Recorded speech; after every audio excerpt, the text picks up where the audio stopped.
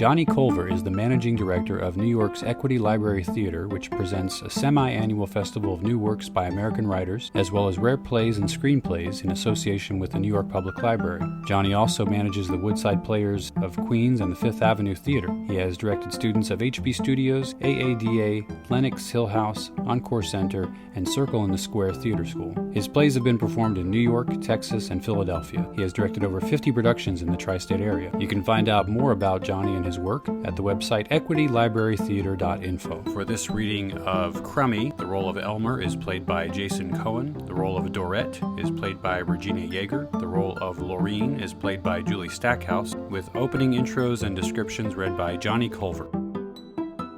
The characters are Elmer, he's quiet, simple, middle-aged. Dorette, a little off, middle-aged. And Loreen, vibrant yet faded, middle-aged. The scene is a small, sparse kitchen with a swinging door to another room and a back door which leads outside.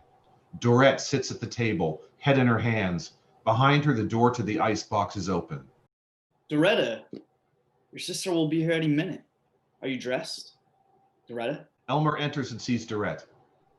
Dorette? What now? What happened?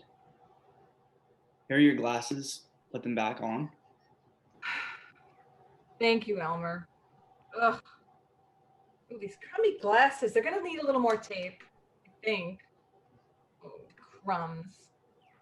There's plenty in the drawer. Elmer, I can't take this anymore.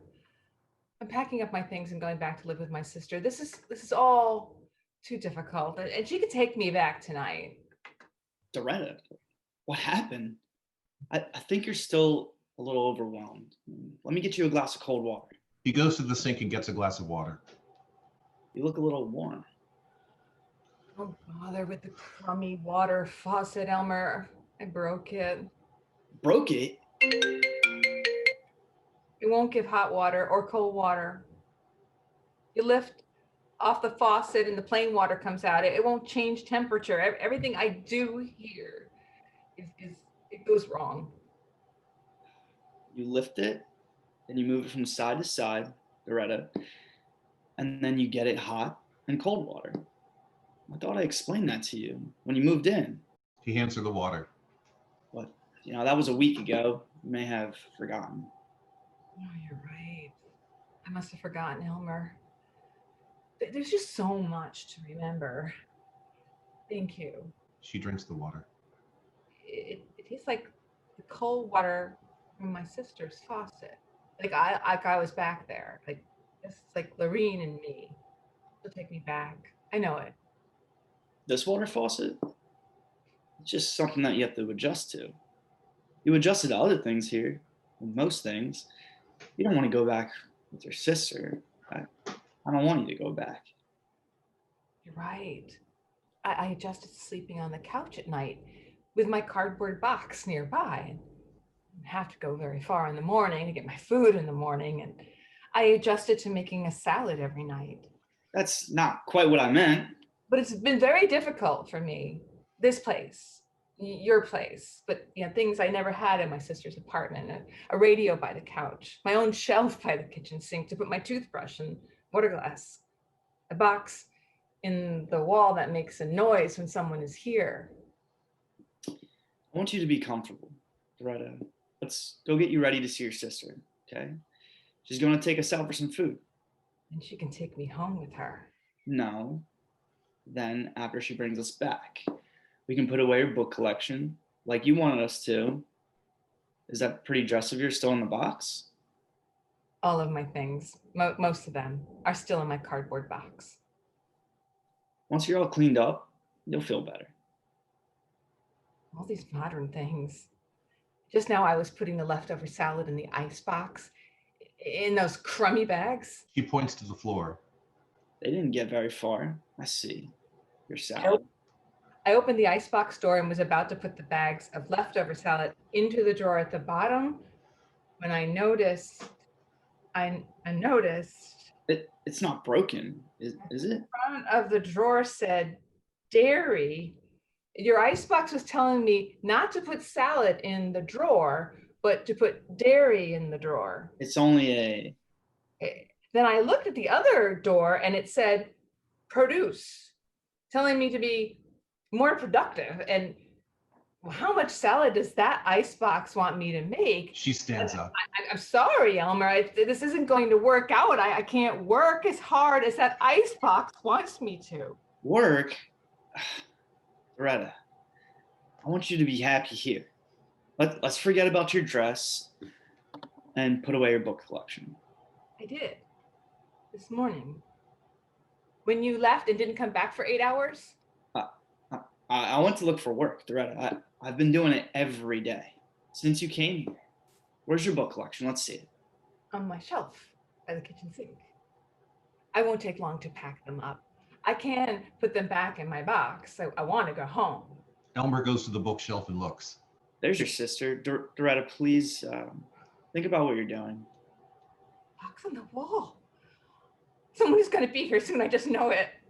It's your sister. I like my books. I always wanted to travel, Elmer. I'll put these books back in my box and then take them to my sister's, and I'll take them with me when I travel with my sister. Dorette, please, what can I say? There's nothing you can say, Elmer. She points to the icebox. And there, nothing more you can tell me to do. She leaves the room. I like your salad, Dorette. There's a knock at the door. Elmer opens it and Loreen enters. Oh, Elmer? Loreen, she wants to come home with you. I can't let her. You can't let her.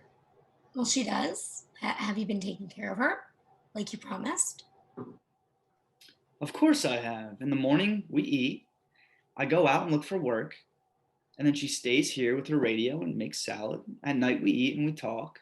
Talk? Oh, what could she possibly talk about? Well, I talk mostly. She sits and looks at her books or listens to the radio. But Loreen, she wants to come with you tonight. Elmer, you promised to keep her happy. You promised to keep her here. You aren't taking advantage of her, are you? I would never do that. Never. Loreen, I need the money you're giving me to take care of her. Don't let her go back with you, okay? Without the money, you leave by my door, I'll... Money? What are you... The door swings open and Dorette enters with her box. Well, Dorette, are you ready to go out for some food? Why aren't you wearing your dress? Or cleaned up?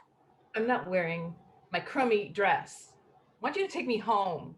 Let's go all out for some food, okay? We can have a nice time. Okay, Dorette, Loreen, you can clean up later. Later? Elmer, you promised you were going to take care of her and keep her clean. This isn't working out. The icebox tells me what to do.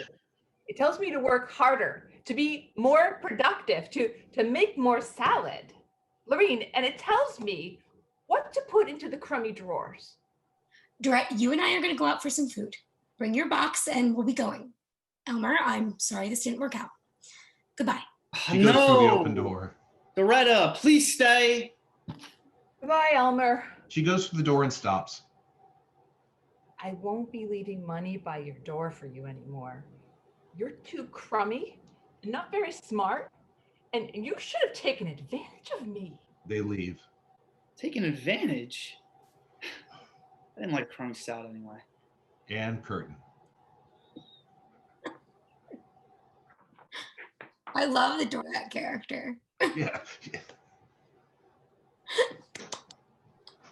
And actually, intentionally, I intended on doing this in the order that we did, but got a little screwed up. But why did you want them read in this order, Johnny, if I may? Because the in plain sight is just simpler, and it's more direct, and this second piece has kind of a second layer to it about is Dorette crazy, or is she crazy like a fox, or is she crazy like a Las Vegas stripper, showgirl, or a prostitute or something, you know? I just love the offbeat nature of it. Like just the characters. I just love that. Yeah, I think I enjoyed it very much. Very goofy, but yeah, something about the word icebox. There's just something very ominous about saying icebox all the time. Yeah.